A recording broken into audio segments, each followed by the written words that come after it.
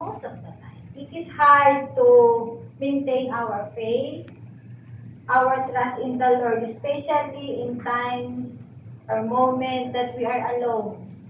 When things fall out of place and things didn't go the way we wanted it to. Sometimes yung expectation hindi nangyayari. And especially do tayo in the midst of the hardest situation and sa buhay natin. Saka yung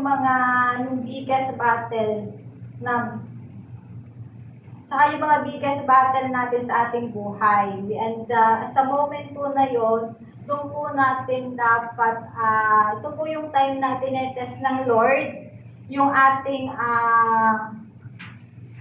faith at trust, kung dapat tayo ay mas tumibay at mas tumatag sa pananampalataya sa Kanya.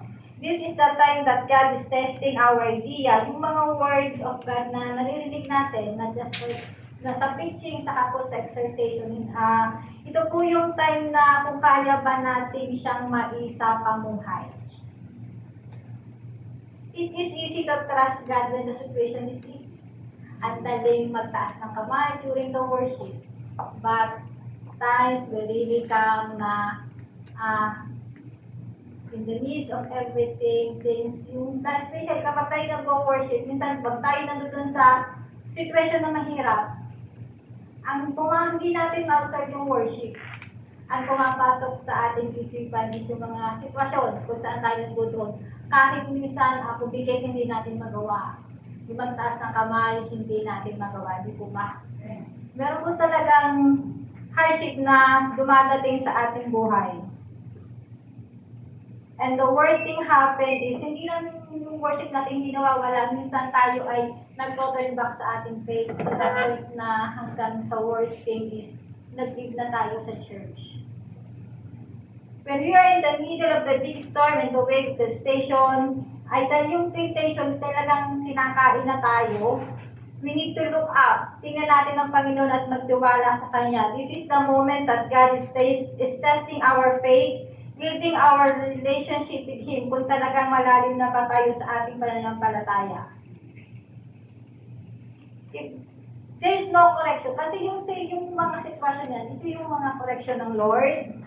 Yung pagdidisiplina, yung trials, temptation. Minsan yung temptation, binibigay ng Lord, and sometimes inaalaw niya si Satan na gamitin yon upang ma-develop ang ating spiritual strength.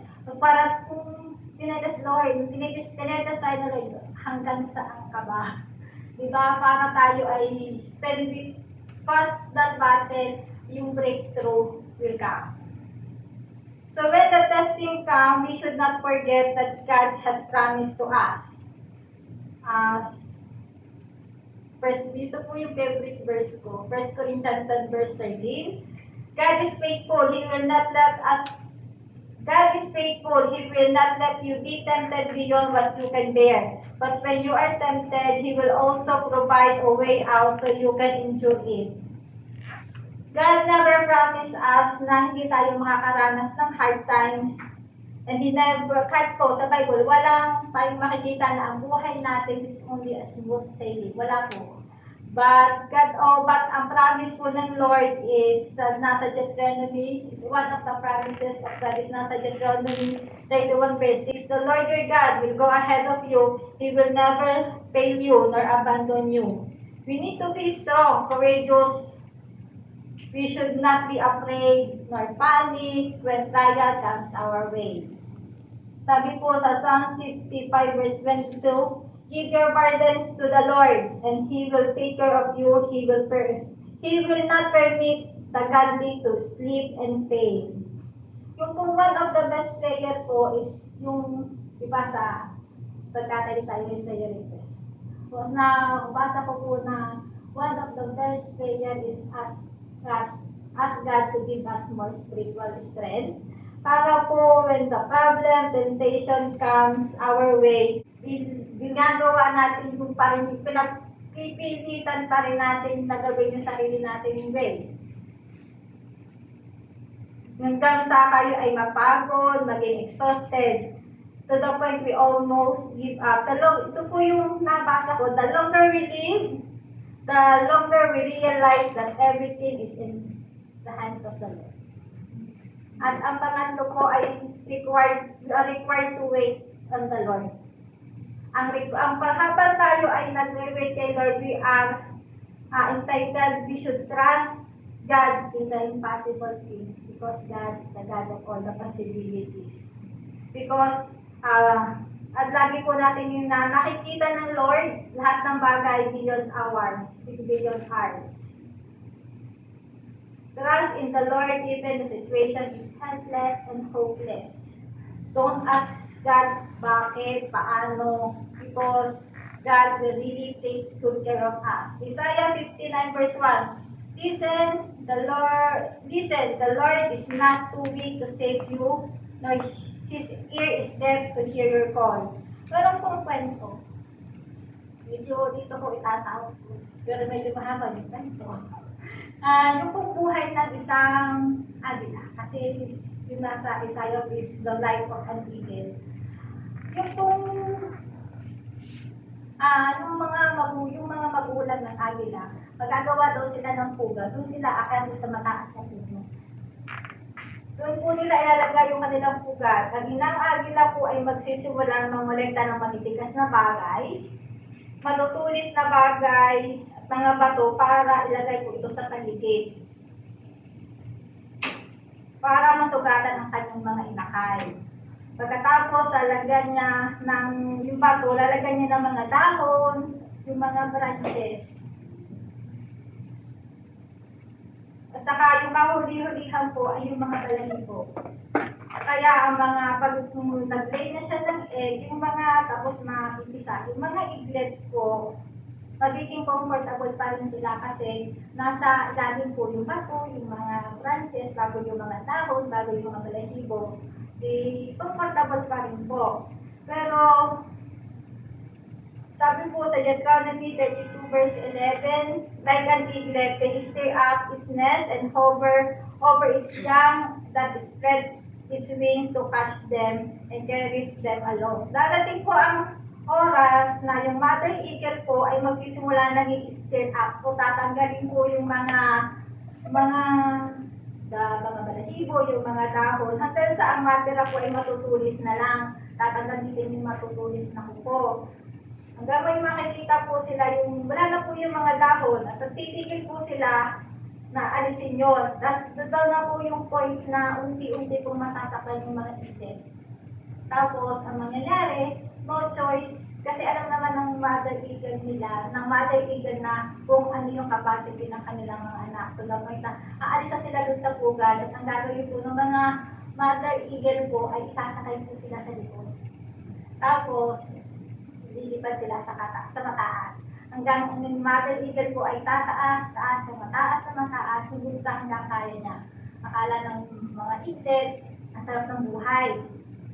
Kasi sinusol sila ng kanilang ina. Pero gagawin po ng kanilang nung mother eagle, ibabaliktad sila. Tapos po yung mga eaglets, no choice, kundi lumipad. But meron pong mga eaglets na hindi po nila itinatry na iba-iba yung kanilang mga kapwa. So gagawin po ng father eagle ay sasabihin po sila, akala ng mga eaglets, will nag-save sa akin. Pero gagawin po ng father eagle, mas malakas po yung father eagle, mas mataas doon sa mother eagle ang ililipad. Tapos ititiwaris ulit. Hanggang sa mag-spread, hanggang sa paulit-ulit po sila. Parang tayo din po sa ating Christian life. We need to come out of our comfort zone. We need to spread our wings. Don't listen to the word, instead listen to the word of God. Na ating pong nababasa, we need to always pray. Let us always to grow on the Lord and soar higher than to all the stars that we are. Yun lang po ito, nagkakaano po sa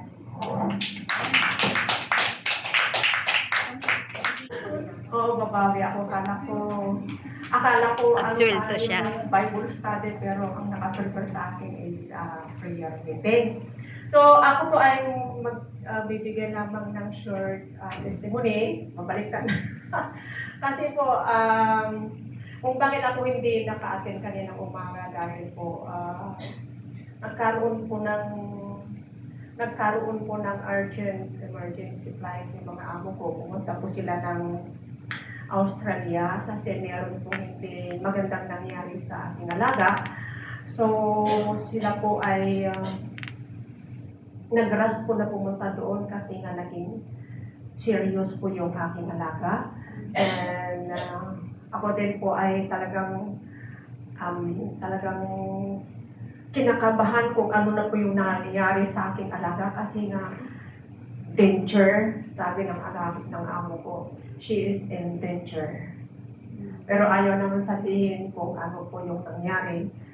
So, pero alam ko na nasa critical siya kasi ang lakas ng iyak ng amo ko, iyak ng iyak. So, yung condition niya, hindi po siya maganda, pero ayaw lang sabihin. Baka gusto po nila yung parang magkaroon sila ng private life na hindi sinasabi. Pero yun, sa endanger, nasa serious na critical. Pero nag-text siya kahapon, praise God, ng umaga, sabi niya, she's now in good condition, stable na po siya.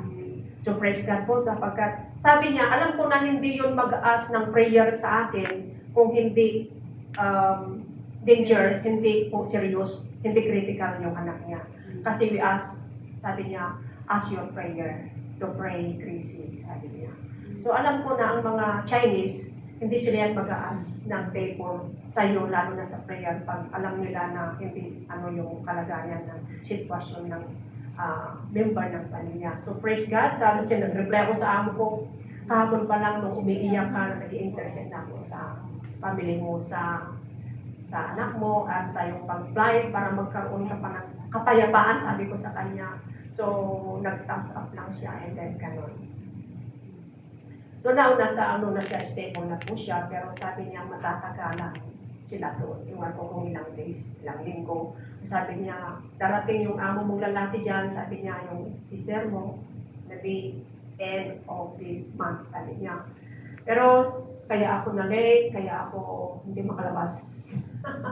Alanganin po yung aking sitwasyon. I mean, yung pagpunta, pag-attend. Pero praise God, ako po ay binibigyan din ng Panginoon ng opportunity para ako makasama.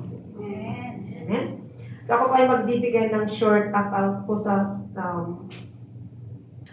kasi nung na talagang prayer, itong na-prepare ko, about po ito sa prayer. So magbibigay ako po